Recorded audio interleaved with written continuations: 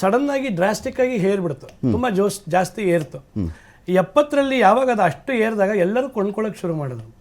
70ರಲ್ಲಿ ದಡಾರ್ ಅಂತ ಬಿದ್ದೋಯ್ತು, ಬಹಳ ಕಷ್ಟ ಅನಿಸ್ತು. ಆದ್ರೆ ಸ್ವಲ್ಪ ರೀಸನ್ ಏನು ಏರ್ಬೇಕಾದ್ದೆಲ್ಲ ಬೀಳಬೇಕು ಅಂತ ಇರುತ್ತಲ್ಲ, ಆಗಿನ ಪರಿಸ್ಥಿತಿಗೆ ಅದು ಬಿತ್ತು. ಆದ್ರೆ ಬಿದ್ದ ಕ್ಷಣಕ್ಕೆ ಎಲ್ಲರೂ ದುಡ್ಡು ಕಳ್ಕೊಂಡ್ರ ಅಂದ್ರೆ ಕಾದವರೆಲ್ಲ ಬದುಕಿದ್ರು, ದುಡ್ಡು ಯಾರು ಕಳ್ಕೊಳ್ಳಿಲ್ಲ, ಚಿನ್ನಕ್ಕೆ ಹಾಕಿದವರು. ಓಕೆ, ಬೆಳ್ಳಿದು ಇದೇ ತರದ್ದು ಒಂದು ಸಮಸ್ಯೆ ಆಯ್ತು.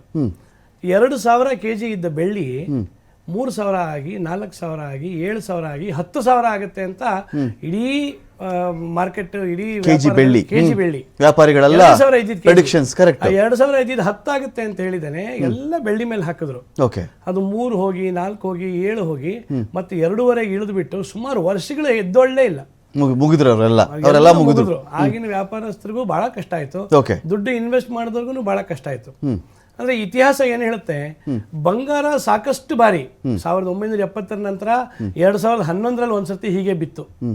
2011 ನಂತರ ಮತ್ತೆ ಬೀಳಲೇ ಇಲ್ಲ, ಬಿದ್ದಿದ್ದು ನಾವ್ ಯಾರು ನೋಡಿಲ್ಲ. ಬೆಳ್ಳಿ ಹಾಗಲ್ಲ, ಬೆಳ್ಳಿ ತುಂಬಾ ವಾಲಟೈಲ್, ಅದು ಏರುತ್ತೆ ಇಳಿಯುತ್ತೆ ಏರುತ್ತೆ. ಈ ಇತಿಹಾಸದಲ್ಲಿ ಡೊನಾಲ್ಡ್ ಟ್ರಂಪ್ ಇರಲಿಲ್ಲ, ಈ ದೇಶದಲ್ಲಿ ಪುಟಿನ್ ಇರಲಿಲ್ಲ, ಝೆಲೆನ್ಸ್ಕಿ ಇರಲಿಲ್ಲ, ಈ ತರದ್ದು ಬರ್ತಾ ಹೋಗುತ್ತಲ್ವ ನಮಗೆ. ಸೊ ಹಾಗಾಗಿ ಇವತ್ತಿನ ಈ ನಾಯಕರುಗಳ ನಡವಳಿಕೆಗಳು, ಇವ್ರದ್ದು ಯುದ್ಧೋನ್ಮಾದಿ ನೀತಿ, ಯುದ್ಧ ಮಾಡಲ್ಲ ಅವರು, ಎಷ್ಟೋ ಕಡೆ ಯುದ್ಧ ನಡೆಯಲ್ಲ, ಮಾಡ್ತೀವಿ ಅಂತ ಹೆದರ್ಸ್ತಾರೆ. ಇದ್ರ ಮೇಲೆನೆ ಒಂದಷ್ಟು ಏರುಪೇರುಗಳಾಗ್ಬಿಡುತ್ತೆ. ಕ್ರೈಸಿಸ್ ಕ್ರಿಯೇಟ್ ಮಾಡೋದೇ ಅವರ ಪರ್ಸನಲ್ ಆಗಿರ್ತಕ್ಕಂಥ ಅಜೆಂಡಾಗಳನ್ನ ಸಾಕಾರ ಮಾಡ್ಲಿಕ್ಕೆ. ಹಾಗಾಗಿ ನಮ್ಮ ಸರ್ ಒಬ್ರು ಹೇಳಿದಾಗೆ, ಅವ್ರಿಗೆ ಏನು ಮಣಿಬೇಕು ನಾವು, ಅದು ಮಣಿಯೋವರೆಗೂ ಅವ್ರು ಅದನ್ನ ಏರಿಸ್ತಾ ಹೋಗ್ತಾರೆ. ಯಾವಾಗ ನಾವು ಮಣಿಯೋದಿಲ್ಲ, ನಮ್ಮ ಸ್ವಾಭಿಮಾನವನ್ನ ಬಿಟ್ಕೊಡದೆ ನಾವು ಹೋರಾಟ ಮಾಡ್ತೀವಿ, ಆಗ ಅವ್ರು ಕುಸಿತಾರೆ. ಅದು ಯಾವಾಗಲೂ ಒಂದು ಟೈಮಲ್ಲಿ ಕುಸಿಯುವಂತ ಸಂದರ್ಭ ಬರುತ್ತೆ. ಆದ್ರೆ ಎಲ್ಲೂ ವಿಶೇಷವಾಗಿ ಧಡಾರ್ ಅಂತ ಕುಸಿದು ಏಕಾಏಕಿ ಎಲ್ಲ ಅರ್ಧಕ್ಕೆ ಇಳಿದೋಗುತ್ತೆ ಅಂತ ಕೆಲವರು ಆರ್ಥಿಕ ತಜ್ಞರು ಹೇಳ್ತಾರೆ. ಬಟ್ ಇವತ್ತು ಅವರಿಬ್ಬರು ಇಲ್ಲ, ಅದನ್ನ ಹೇಳಲಿಲ್ಲ. ಎಂಥ ಪರಿಸ್ಥಿತಿಯಲ್ಲೂ ಸ್ವಲ್ಪನೇ ಇಳಿಯುತ್ತೆ, ಮತ್ತೆ ಅದು ಬೌನ್ಸ್ ಬ್ಯಾಕ್ ಆಗುತ್ತೆ ಅಂತ ಹೇಳ್ತಾರೆ. 2 ಹೆಜ್ಜೆ ಹಿಂದೆ ಹೋದ ಸಿಂಹ ಸೋಲ್ತು ಅಂತಲ್ಲ, ಮತ್ತೆ ಅದು 100 ಹೆಜ್ಜೆ ಮುಂದೆ ಬರುವಂತಹ ತಯಾರಿ ಮಾಡುತ್ತೆ. ಚಿನ್ನ ಆಗ್ಲಿ ಬೆಳ್ಳಿ ಆಗ್ಲಿ ಹಾಗೆ ಮಾಡಿದೆ. ಯಾವಾಗ 70-75 ಸಾವಿರ ಬೆಳ್ಳಿ ಇತ್ತು, 1 ಲಕ್ಷ ಆಗುತ್ತೆ ಅಂತ ಸುಮಾರು ಒಂದು 7-8 ವರ್ಷದ ಮುಂಚೆ ಬಂತು.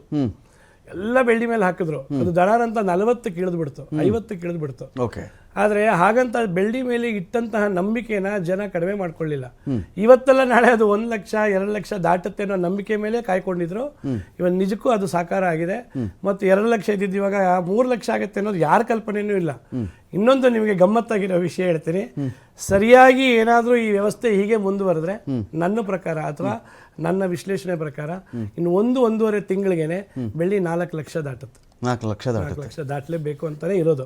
ಈಗ ಅವ್ರು ಹೇಳಿರುವಂತ ಎಲ್ಲ ಉದಾಹರಣೆಗಳನ್ನು ನಾವು ಅನಲೈಸ್ ಮಾಡ್ತಾ ಇರ್ತೀವಿ. ಡೊನಾಲ್ಡ್ ಟ್ರಂಪ್ ಹೇಳಿರೋ ವಿಷಯ ಇರ್ಬೋದು, ಈ ಇಂಟ್ರೆಸ್ಟ್ ರೇಟ್ ಇರ್ಬೋದು, ಅಥವಾ ಜಿಯೋ ಪೊಲಿಟಿಕಲ್ ಕ್ರೈಸಿಸ್ ಇರ್ಬೋದು, ಚೈನಾ ಅವರು ಎಕ್ಸ್ಪೋರ್ಟ್ ಮಾಡ್ತಿಲ್ಲ ಅನ್ನೋ ವಿಷಯ ಎಲ್ಲ ನಮಗೂ ಗೊತ್ತಿರುತ್ತೆ. ಸೊ ಆ ಎಲ್ಲದರ ಹಿನ್ನೆಲೆಯಲ್ಲಿ 4-5 ಲಕ್ಷ ದಾಟೋವರೆಗೂ ಅವ್ರ ಎಕ್ಸ್ಪೋರ್ಟ್ಸ್ನ ನಿಲ್ಲಿಸ್ತಾರೆ. ಆಮೇಲೆ ಅದನ್ನ ಮತ್ತೆ ಕೃತಕ ಅಭಾವ ಅಥವಾ ಕಾಳಸಂತೆಯ ಸೃಷ್ಟಿ ಅಂತ ಕೂಡ ನಾವು ಕರೆಯಬಹುದಾಗುತ್ತೆ. ನಾನು ಡಿಬೇಟ್ ಕಂಟಿನ್ಯೂ ಮಾಡ್ತೀನಿ ಕೇಶವ್ ಸರ್ ಅವರಿಂದ ನಾನು ಕಂಟಿನ್ಯೂ ಮಾಡ್ತೀನಿ. ಒಂದು